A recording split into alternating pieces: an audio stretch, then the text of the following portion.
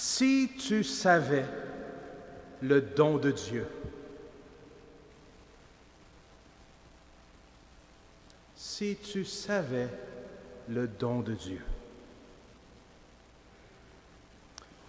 Frères et sœurs, comment ne pas être ébloui devant le grand don de Dieu à notre égard, devant sa présence aimante dans la personne de Jésus. Cette histoire, ce récit de la Samaritaine, nous la connaissons bien, j'oserais même dire nous la connaissons par cœur. Cette scène de l'Évangile, cette rencontre entre Jésus et cette femme de Samarie ne cesse de nous toucher et de nous parler au cœur. C'est merveilleux l'Évangile, n'est-ce pas? Écrit depuis près de 2000 ans et pourtant encore frais, savoureux comme le pain du jour. C'est parce qu'il s'agit plus que des mots écrits sur du papier dans un livre. Il s'agit de la parole de Dieu, vivante et efficace, est la parole de Dieu. Dans le livre d'Isaïe, on retrouve ces deux versets merveilleux. C'est que comme descend la pluie ou la neige du haut des cieux, et comme elle ne retourne pas là-haut sans avoir saturé la terre, sans l'avoir fait enfanter et bourgeonner, sans avoir donné semence au semeur et nourriture à celui qui mange, ainsi se comporte ma parole, dit Dieu. Du moment qu'elle sort de ma bouche, elle ne retourne pas vers moi sans résultat, sans avoir exécuté ce qui me plaît et fait aboutir ce pourquoi je l'avais envoyé. Quelle belle image!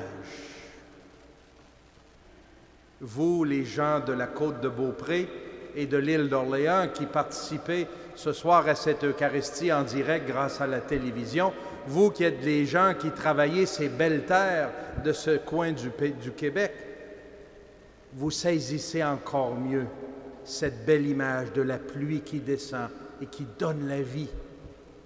Voilà ce que fait la parole de Dieu dans nos cœurs. Pour nous, ce soir, frères et sœurs, cette parole de Dieu vient nous rejoindre là où nous en sommes dans notre vie, pour, comme le dit Isaïe, nous faire enfanter, bourgeonner et produire du fruit, des fruits de vie. Pour nous faire, dit Isaïe, aboutir. Quel beau mot dans la parole de Dieu, aboutir.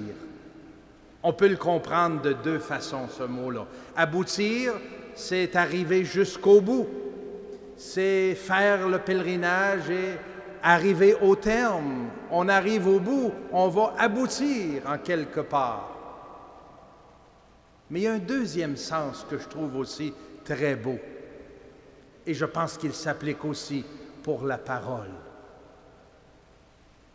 Lorsqu'on a un abcès en quelque part, lorsqu'on a une blessure et il se ramasse du méchant, on a donc hâte que ça aboutisse, parce que ça soulage lorsque ça aboutit.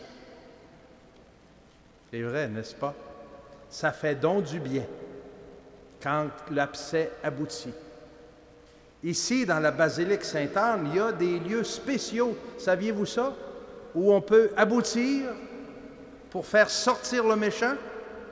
On les appelle les confessionnaux.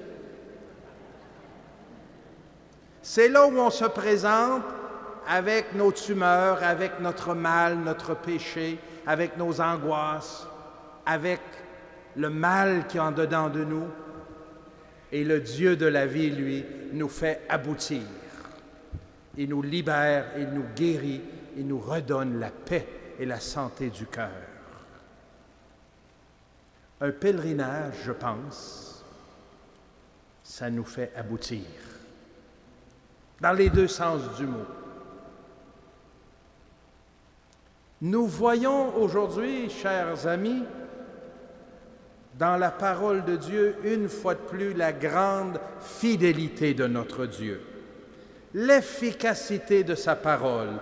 Lorsque Jésus rencontre cette femme au puits, à la 6e heure, dit l'Évangile selon saint Jean. Et sur nos montres à nous, ici en Occident, la 6e heure, c'est midi, en plein midi, en pleine lumière, là où le soleil est à son plus fort. C'est normal parce que Jésus est là. Il est, lui, la lumière du monde, le soleil levant. Midi, en Samarie, où se déroule cette scène, c'est le soleil brûlant, la chaleur qui est écrasante. Tout le monde est à l'ombre dans sa maison. Tout le monde est retiré parce que ça n'a pas de bon sens d'être au soleil à l'heure du midi. On a déjà puisé l'eau très tôt le matin, quand c'était plus frais. Tout le monde, sauf cette femme, une Samaritaine, qui probablement, comme on vient de l'entendre, gênée qu'elle était à cause de sa situation personnelle, elle a eu 5 maris. Elle en a un 6e qui n'est pas encore le bon.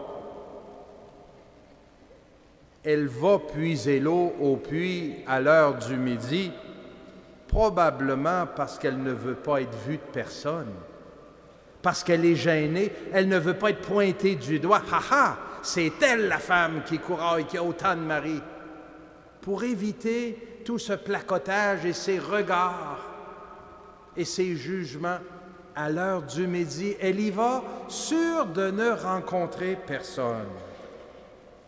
Mais à sa grande surprise, elle n'est pas seule au puits.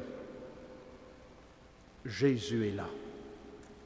L'Évangile nous dit, fatigué du chemin, Jésus était assis tout simplement au bord du puits. Que c'est beau!